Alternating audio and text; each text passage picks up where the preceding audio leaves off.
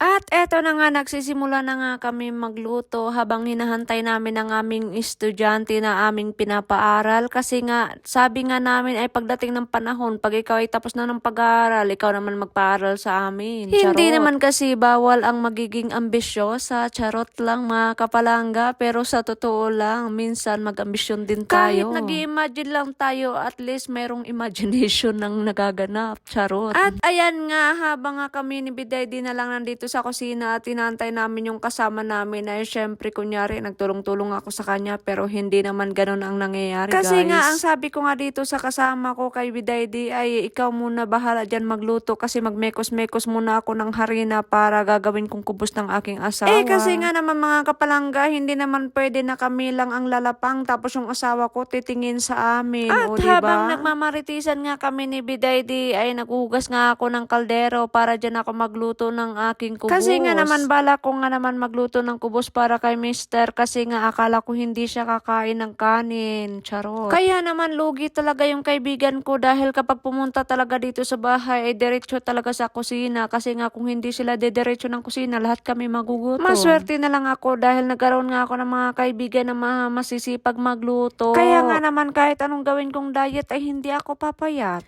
At iniwan ko na nga yung kaibigan ko dito habang siya ay nagmemekos-mekos ng aming lulutuin. Syempre ako naman ay nagbukas ng pinto kasi dumating na nga ang aming estudyante. Kawawa nga ang aming estudyante mga kapalangga kasi mag-aalas 3 na ng hapon ay hindi pa kami nagsisimula magluto. Puro mekos-mekos Syempre, na lang. Mga kapalangga, inuna pa namin magmaritisan, no? Kasama talaga yan sa trabaho At ba? dahil nakapasok na nga ang aming estudyante at nakarating na rin dito sa aming bahay ay syempre happy bonding moment. Kompleto na kaming tatlo. At ayan nga mga kapalangga ay makikita ninyo ang aming estudyante ngayon. O, diba? Proud na proud talaga kami na may kapatid kaming student ba dito sa Abha. Charot. At naka-uniform pa nga siya pagdating dahil nga syempre nagpadiretso nga siya dito sa bahay. O, diba? Galing sa eskwelahan. At dahil wala nga kaming toyo tulad ng aking sinasabi kanina mga kapalangga, kaya naman sabi ko sa kanya pumunta na tayo sa inyo. Kukuha tayong Pero toyo. ang Totoo lang yan ay naghahanap talaga muna kami ng mabibilhan ng toyo pero wala kami mabilhan dito. Alam nyo naman na ang toyo ay mabibili lamang sa supermarket ng Philippines. Ay, Philippines market dito sa may balad. Kaya naman pumasok ako sa kwarto at kinausap ko si mister na sabi ko sa kanya, samahan na natin si bakla kumuha ng toyo sa kanila kasi wala nga tayong toyo na panglagay sa aming pansit. Syempre dahil wala pa naman yung adan kaya naman ay sinamahan kami ni mister. O, diba? Nakapagbihis pa ang aming estudyante sa bahay niya. Kaya naman ngayon kami ay nagpaalam na kay Biday di na pupunta nga kami kila bakla kasi nga para kumuha ng toyo doon, diretso na rin magbibihis ang bakla. Sa totoo lang, ang gulo talaga ng aming ginawa kasi nga dumiretso muna dito sa bahay si bakla o tapos pumunta kami sa kanila o tapos bumalik kami, diba? Kasi nga naman nung tinawagan namin na pupunta siya dito ay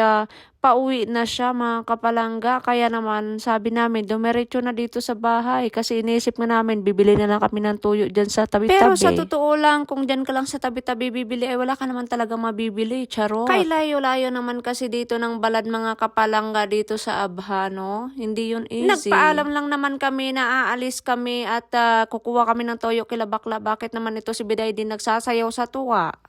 Napaghahalata nga na hindi siya masaya na kasama kami dito sa bahay kasi bakit nag-arikingking pa siya nung sinabi kong aalis lang kami. At paalis na nga kami ng bahay dahil naghahabol nga kami ng oras kaya nagulat naman ako kasi nga si mister, sasama ka ba? Sabi ko, o asan yung abaya mo eh ka? Nagulat pa nga ang kamaritis nyo kasi lalabas ng walang abaya o diba lutang na lutang lang. Minsan talaga kapag nagkamali ka ay akala mo mali na talaga pero nakakapagpadala sa'yo ng konting happy lang banding moment. Hindi na nga ako nagsuot ng abaya at yung panglamig na lang diretso kong sinuot kasi syempre yung shela na suot ko ay hindi naman itim o diba kasi hindi naman ako bababa ng sasakyan. At ngayon ay nasa biyahe na nga kami, syempre pupunta na nga kami kila bakla at makukuha na namin ang aming inaasam-asam dun sa kanyang bahay. Sa mga nagsusuporta pala sa akin, maraming salamat sa inyo. Hindi ako magsasawa na magpapasalamat sa inyo kasi hindi rin kayo nagsasawa manood sa akin at magsuporta.